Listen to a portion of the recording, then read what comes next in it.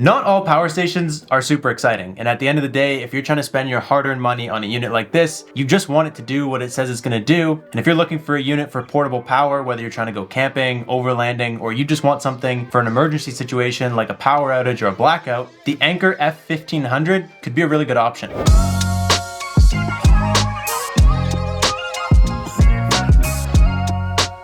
So what is up, you guys? Welcome back to the lab. Today we are taking a look at a high quality, super versatile, and really durable unit by a company that has proven over and over again to just meet a really good standard in the portable power industry. If you guys still aren't familiar with Anker, they have been the #1 mobile charging brand or something like that in the world for I think 10 years, like doing phone bricks and cords and little power banks and stuff. And they have sold over 200 million units in 146 different countries, which might mean nothing to you or me, but it gives me confidence, at least when I'm looking at a brand like this, that they are a legit company. They're not Dust Solar selling you a product that they scratched up in their mom's basement. But you guys know here at the lab that no matter how impressive a company is or their products, our opinions cannot be bought. So we put this thing through some light testing, and we will leave some links down below if you want to check it out. If you're looking to get this thing with some panels and not just the unit, I would actually look at Shop Solar's site. We found they have a way better bundle with panels. I think Anker's website was like $700 or $800 for the panel. It was a lot. It was way more expensive. Yeah, we found it was significantly cheaper on Shop Solar's website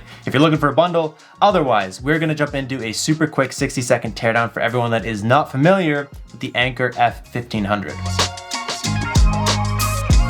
Somehow, this thing passed the tiny baby lift test, even though they both come in at the exact same weight of 44 pounds. It's got a 1536 watt-hour battery, which is lithium iron phosphate, rated for 3,000 cycles. Basically just means you can use this unit 0 to full every day for 10 years before it's at 80% battery life. It's got an 1800 watt inverter with a surge of 2400 watts. And in terms of powering this thing up, you can plug it into a regular 120 volt outlet in your house, and you can charge this thing with 1000 watts. So you could fully charge this thing up from 0 to full in about an hour and a half. And it also has a 600 watt solar input, which would allow you to charge this thing from 0 to full in about 2.5 hours. In terms of ports, this thing has 6 120 volt regular house plugs on the front. You have 4 USB-A's and 2 USB-C's, and you also have a 12 volt car socket. In terms of screen, it's a classic Anker screen. They're super simple. They just tell you what you need to know. In terms of the app, Anker makes a killer app. They always have tons of features on there. You can go in and change screen timeouts, brightnesses, turn outlets on and off, and you can get all of this for $1,199. And we have been kind of keeping our eye on this unit, and it seems to go on sale now and then for like $850, I think is what we saw, which is at that price, that's a really good buy. Even at $1,200, it's still a really good buy when you start comparing it to some other things on the market. And jumping into some of the things that we really like about the Anker F1500. First up, I gotta get this one out of the way. It has a built-in light, which is necessary on all power stations, but especially one that they designed to take camping and is also big enough to be used in like an emergency power outage situation. I recently had the power go out at my house. My unit did not have a light because it was an EcoFlow, and I couldn't see. It was bad. It was bad. This unit has a light. We're stoked about it. In terms of the plugs, a lot of units of this size will only offer you like 3 or 4 120 plugs. I don't know what the science is behind this. They couldn't put grounds on 6 plugs, but they know who this unit is for. They know where you're going to be using it, and they know when you're camping, maybe you have like a little portable fridge plugged into this. You have like some string lights, and they gave you some extra ports up top. So you get a total of 6 120 plugs, which is really nice, and it just really adds to the versatility of this unit, especially considering that this is probably like the biggest power on the go camping sort of unit that you would get. The next step up from this is the Anker F2600, which has the wheels and the suitcase handle, a dedicated 30 amp. At that size, you start getting into like using it for a small trailer or RV or stuff like that. So this is probably like the largest camping power on the go size you would get, and it's properly built for those people. And kind of stemming from that original point, another thing that we really like is that, again, this unit was designed to be used by the people they're selling it to. This is a unibody design, which might mean nothing to you, but a lot of units have a bunch of different plastic pieces and you can take it all apart and whatever. On their website, it actually shows you a photo of the little metal structure that's in here that helps with the drop resistance rating on this thing. And on top of being impact resistant, or whatever they call it on their website, they actually have a UV rating on the plastic as well, which is, again, just really nice. You guys know, especially if you're in the desert, Arizona, Utah, something like that, and you're using these and you're leaving them outside, 1, they're probably gonna melt regardless, but 2, if they don't just melt into a puddle. The plastic won't get dry and shatter and get like fragile over time because it does have an actual UV resistance built in, which is just, it's more for like peace of mind. When you're camping, you leave it outside in the sun and you're not worried like, oh, in 3 years, I'm gonna push my finger on the top and it's gonna go right through because it's gonna shatter. It's also got a flame retardant rating though, so maybe it won't melt. Maybe it'll just get hot as balls. And the flame retardant rating is actually really nice. Personally, I have dropped a power station in a fire before. I don't think it'll help you in that situation, but it's always nice, like I said, just peace of mind things if it's really close to a heat source or if inside something sets fire, which I really hope would never happen. We also really like the app. Like I mentioned earlier, it's amazing. There's a ton of features you can do from it. Anker probably has one of the most user-friendly and customizable apps that you can use, which is really nice because if you have this in a vehicle or in a tent or something, imagine you had this in a tent and like your kids are like up around, you could just go on your phone and like turn off their lights. Be like, you're going to bed, dude. And other than that, we just like the design. We think it's a really nice unit. Anker is starting to get really uniform. All their units are starting to look a little bit more the same. They have like this really nice little blue grill on the side. The back door here is magnetic, so when you flip it up and down, it actually flicks closed, which is kind of cool. And it's just nice to have a unit that feels like someone tried to make it look nice, whereas a lot of stuff like the EcoFlows just look like someone tried to make it. And like we said, there's a lot we like about this, but at the end of the day, this is a pretty standard unit. There's no crazy hidden lights on the top. It doesn't get up and dance for you. And it also performs about average. We put this thing through a couple baseline tests just to make sure that it does what it says it's gonna do.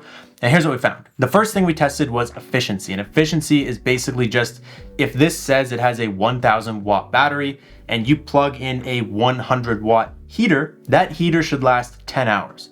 That's just like the simple math. The inverter obviously uses some power, which is gonna make it a little bit less efficient. And so we need to know if it's only 80% efficient, that heater is only gonna last 8 hours instead of 10 hours. And that could be a very important thing to note. So first up, we did an efficiency test with this. It's a 1536 watt hour battery, and we plugged in a 1585 watt load. And that's right up against the bottom of the inverter's limit. So this is an 1800 watt inverter, so it was working pretty hard to keep that 1500 watts going. So it should have ran that load for 58 minutes. It actually ran that load for 42 minutes, which means that this unit is about 73% efficiency. And again, not everything's perfect. When you first fire it up, there's a big spike in how much power it's consuming, which eventually levels back off, but about 73%. We've seen units in the 80s and very rarely we see them in the 90s, so it's okay. As always, if you're running a lower load, like if you're only running 100 or 200 watts and the fan and the inverter isn't working so hard to power your load, it's gonna be way more efficient because it's not working as hard. When it comes to charge speed, this unit has a 1000 watt max on the input, and similar to most units, when you drain them to absolute zero, it takes a couple percent, maybe like 4 or 5% before it starts to actually accept the full input. And near the end, that tapers off. The batteries are trying to sort themselves out and jam the last little bits of power where they can. So it's never truly perfect with the math. This is a 1500 watt battery, 1000 watt input. It should have charged in about an hour and a half. It actually charged in about an hour and 50 minutes, which is honestly right on cue with what we would have expected. I'd say that's pretty decent performance. We also tested the surge rating. So basically this thing's rated for 1800 watts. It has a surge of 2400, which basically means that if you plug in like a heater and it's a 1800 watt heater, it might take 2400 watts just to spike and then come back down before it starts running, just to get it initially going. So we were able to run a 2300 watt load for about 10 seconds on that surge, which is actually really impressive. A lot of units won't run it at all. They just accept the kick. And if it's any more than like half a second, it just shuts off. So pretty good surge rating on this thing. In terms of sound, this thing is medium to loud. You can definitely hear it running.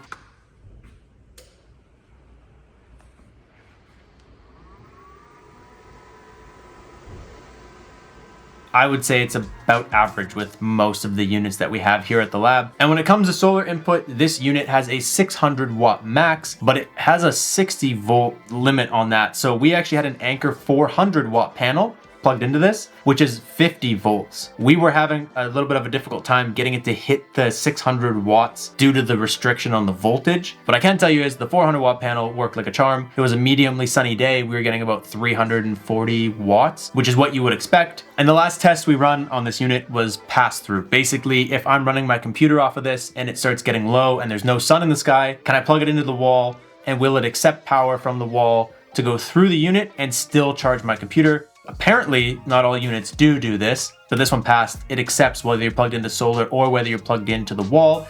It lets you still power a device while it's charging at the same time, which is pretty standard. If a unit doesn't do that, don't buy it.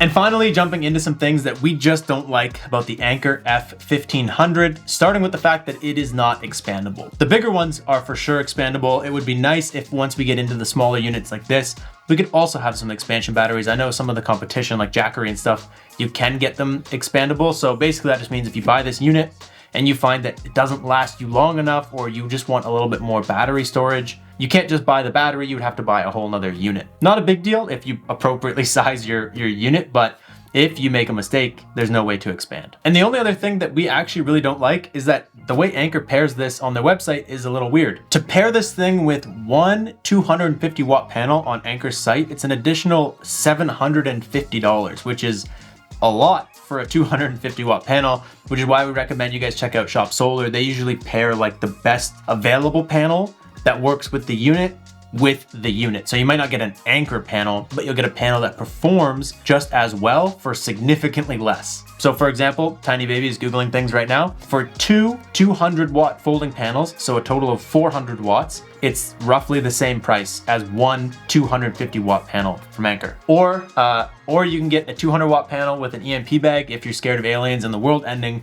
for $100 less than Anker said. The moral of the story here is that Anker's website is just a little bit weird with the pricing. I'd recommend checking out somewhere like Shop Solar. And when it comes to comparisons, we're actually gonna line this up against some other Anker products because we find that Anker, it does a really good job at basically making products that fill in the gaps in the market. So if Jackery's making 1000 watt and 2000 watts, Anker will go ahead and make a 1500. So it's always hard to compare Anker accurately to some other products. What I can tell you is if you're looking specifically for a camping unit, check out the Anker C800X. It has these really cool lights that come out of the top. It's a smaller unit. It's only like 760 watt hour battery. It's got a smaller inverter, but it does have a pretty cool party trick and it's a decent price. If you're looking for something of this size, I would just say go ahead and buy this thing. It performs pretty well. It does what you would expect it to. It's a pretty good 1500 watt unit. And if you're thinking you might need something a little bit bigger, I would jump right past the F2000 and go right to the 2600. It's a brand new unit. It has the wheels, it has the suitcase handle, it has a 30 amp plug so you can plug a trailer and stuff like that into it. It's a pretty sick little unit and it's about 1000 watts bigger than this, has a little bit of a bigger inverter, that kind of thing. So I would honestly recommend sticking within the Anker lineup. We are really big fans of Anker, and those are the three products that if you were already looking at this, probably one of the three will fit your needs. We'll leave links to all of them down below. You guys can check it out and do what you wish. And if for some reason you were looking at the F1200 as well, I would just skip right to this. It's just a better deal. But that's pretty much it. So leave a comment down below and let us know what you guys think about Anker. We keep saying they're one of our favorite brands right now. They're making really nice unified power stations, but we'd love to know what you guys think. If there's another brand that you think is actually crushing Anker, or if there's something that you would just recommend instead of this unit. That is all I got for you guys. I will catch you guys next time. Thank you guys so much for watching. Peace out and stay charged.